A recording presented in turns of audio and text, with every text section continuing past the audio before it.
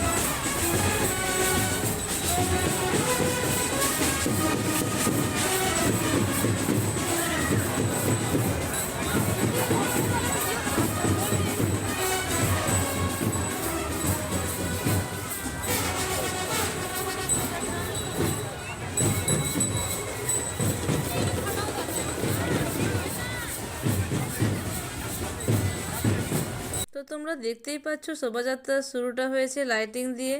তো বেশ সুন্দর লাগছে লাইটিংগুলো দেখতে, বেশ নতুনত্ব লাগছে লাইটিংগুলো দেখতে। তো তোমরা পুরো ভিডিওটা কন্টিনিউ করো, কোথাও স্কিপ করো না, তোমাদের ভিডিওটা দেখতে খুব খুব খুব ভালো লাগবে।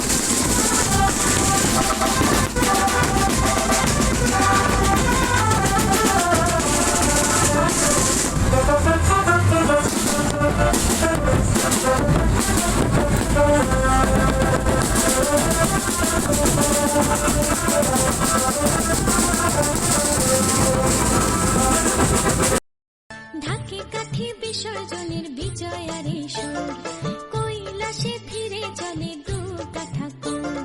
ঢাকে কাঠি বিসর্জনের বিজয়ারে সুর, কৈলাসে ফিরে চলে দুর্গা ঠাকুর। বিষাদের বরণ ডালায় পান পাতা সিঁদুর সাজা, দৌপা সুপারি ধানে প্রদীপের শিখারো আভা।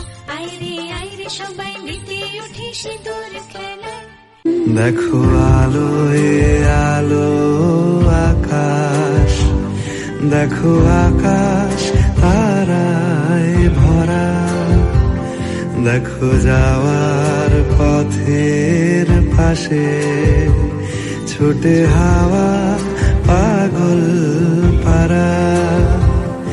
এত আনন্দ আয়োজন সবই বৃথা আমায় ছাড়া।